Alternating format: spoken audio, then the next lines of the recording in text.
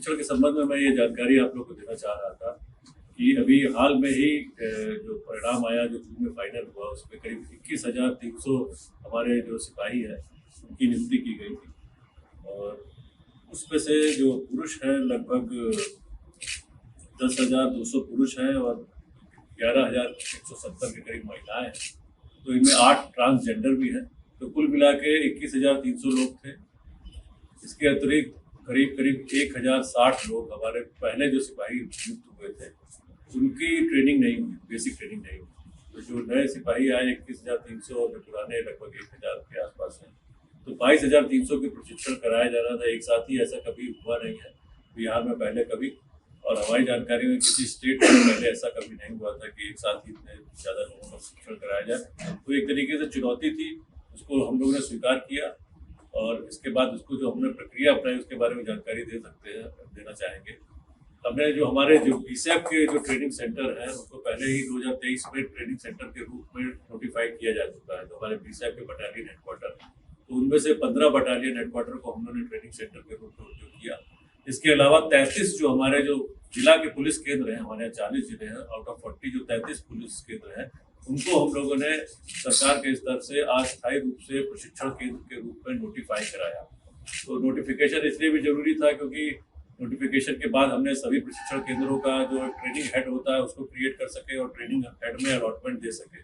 Otherwise हम allotment नहीं दे सकते थे। दूसरा, इससे हमको फायदा ये हुआ कि जो ट्रेनिंग प्रशिक्षण केंद्र के रूप में मिलने वाली सभी सुविधाएं उनको दे सकते हैं। अनुदेशक जो हमारे ट्रेनर होते हैं, जिनको अनुदेशक बोलते हैं हिंदी में, उनको भी 12% का भत्ता ट्रेनिंग अलाउंस मिलता है। तो यहाँ पर जो लोग ट्रेनिंग देंगे उनको सभी लोगों को 12% ट्रेनिंग भत्ता मिलेगा। इस कारण से हमने 33 पुलिस केंद्रों को अस्थायी रूप से प्रशिक्षण केंद्र घोषित कराया। और जैसा मैंने पहले कहा कि 15 हमारे पास बीएसएफ के जो ट्रेनिंग सेंटर बटालियन हेडक्वार्टर थे वो थे।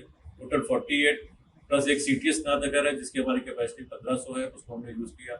इसके बाद भी हमारे पास करीब 2000 सिपाही जब प्रशिक्षण के लिए हम लोग नहीं एडजस्ट कर पा रहे थे, तो उनमें से करीब 1300 लोगों को जो बीएसएफ के जवान थे उनको हमने सीआरपीएफ में भेजा है। सीआरपीएफ के कैंप चंदौली और मोकामा में उनकी ट्रेनिंग हो रही है। चंदौली में पुरुष हमारे बीएसएफ के जवान उनकी ट्रेनिंग हो रही है और मोकामा में सीआरपीएफ के जो महिला हमारी बीएसएफ की कर्मी थी उनकी ट्रेनिंग हो रही है।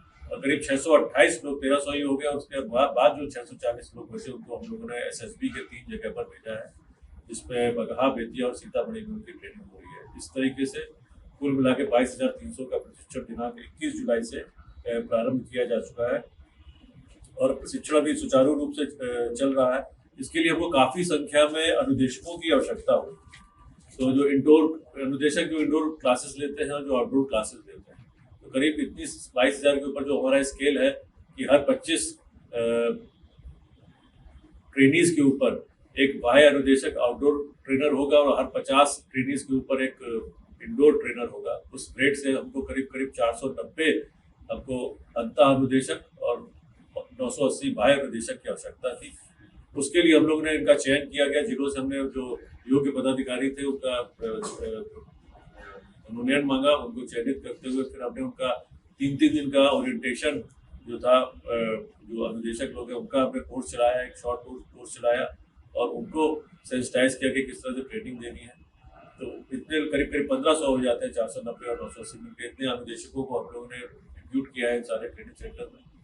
जो हमारे सीआरपीएफ एसएसबी जहाँ ट्रेनिंग प्राप्त कर रही है, तो वहाँ पे आउटडोर ट्रेनर उनके पास अपने पास उपलब्ध है। उनके पास आउटडोर की बहुत अच्छी ट्रेनिंग वो कर रहे हैं। और इन जगहों पे हमने इंडोर क्लासेस के लिए बिहार पुलिस के जो पदाधिकारी हैं उनको भेजा गया है। एक मेजर चीज़ जो हम लोगों ने इस बार की है वो ये हुआ कि लास्ट जो हमारा सिलेबस जो था, स्टडी मटीरियल था, वो 2016 का प्रिंट हुआ था। उसके बाद से उसमें काफ़ी चेंजेस आ गए। आपको पता होगा कि फिर जुलाई से 2024 से बीएनएस और बीएनएसएस और एविडेंस एक्ट चेंज हो गए और हमारा नया कानून आ गया। तो इन चीज़ों को इनकॉर्पोरेट करते हुए जो पुराना जो हमारा कंपेंडियम था उस पर करीब करीब हम लोग को 70% चेंजेस करने पड़े और हमने नया कंपेंडियम बनाया। करीब 1050 पेज का है, उसके 3 पार्ट है। तो इसको हम लोगों ने तैयार किया, लगभग इसका हमको 2 से 3 महीना समय लगा। तो सिपाहियों के जो सिलेबस है उसके अनुसार हमने जो नए कानून है उनको डाला है। कुछ नई चीज़ें जैसे हमारे यहाँ बिहार में सीसीए में परिवर्तन हो गया है और कई सारे आदेश जो निकले हैं। इसके अलावा सीसीटीएनएस हो गया जो 2016 के बाद से कई सारी चीज़ें आई हैं, जैसे कि ई साक्ष्य हो गया या यातायात से संबंध में ई डार है, आई रैड है, जितने भी ई FIR अब करनी है, स्टेशन डायरी भी ऑनलाइन लिखनी है, तो कंप्यूटर के संबंध में भी जितनी जानकारी थी उन सबको हमने समाहित किया है और सिलेबस नए तरीके से तैयार किया है। इसकी करीब 25,000 कॉपी प्रिंट कराई जानी है। वो प्रक्रिया भी प्रक्रियाधीन है और मुझे लगता है कि करीब 20 से 25 दिन में हम लोग इसकी कॉपी 25,000 कॉपियाँ प्रिंट करा के और सभी ट्रेनिंग्स को हम लोग फ्री ऑफ कॉस्ट दे पाएंगे। तो ये एक बड़ा स्टेप था। इसके अलावा DSPs की जो ट्रेनिंग होती है उसमें भी जो DPM उनकी इंस्टीट्यूशनल ट्रेनिंग होती है, उसके बाद जिले में जाके उसको वो व्यवहारिक प्रशिक्षण जो बोलते हैं वो कराते हैं। तो उसका भी सिलेबस आज तक नहीं बना था, वो भी हम लोगों ने तैयार किया है कि किस तरह से वो जो 9 महीने 10 महीने उनकी जो ट्रेनिंग होती है जिले में, उसको वो किस तरीके से करेंगे।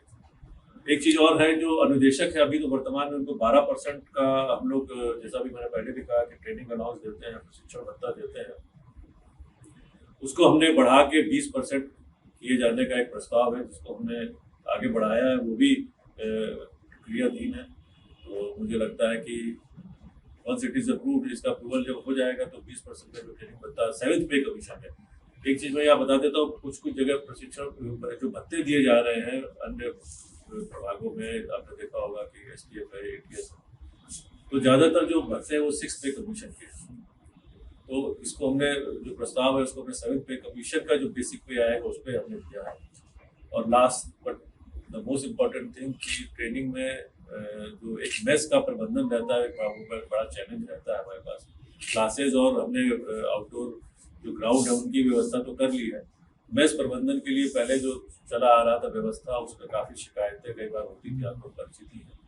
तो इस बार हम लोग ने पहल किया है, तो पुलिस मुख्यालय इसमें DG साहब का बहुत हम लोग को मार्गदर्शन मिला। DG साहब के मार्गदर्शन में हम लोगों ने जीविका, जो हमारी जीविका दीदी है, उनके साथ एक MOU, जिसको समझौता बोलते हैं, MOU एक समझौता ज्ञापन किया है, जिसके साथ सभी जो हमारे प्रशिक्षण केंद्र CRPF और SSB को छोड़ के जितने भी प्रशिक्षण केंद्र, चाहे वो PSAP के हो, चाहे जिला पुलिस केंद्र हो या हमारा CTS नाथनगर भी हो, वहाँ पर जो मेस का प्रबंधन इनके द्वारा किया जा रहा है। तो मुझे उम्मीद है कि इसमें फूड की क्वालिटी और आगे आने वाले समय में थोड़ा ट्रांजिशन फेज में है, तो शुरू में कुछ कठिनाइयाँ आई हैं, लेकिन उसको पिछले 1 हफ्ते में हम लोगों ने ओवरकम किया है और मेन्यू हम लोगों ने रिच रखा है। तो उसको कोशिश की हम लोग कर रहे हैं कि जो भी कठिनाइयाँ है उसको जल्दी से दूर करके उसको स्मूथली रन कराएं। तो प्रशिक्षण के संबंध में इतनी जानकारी देनी थी आप लोगों को।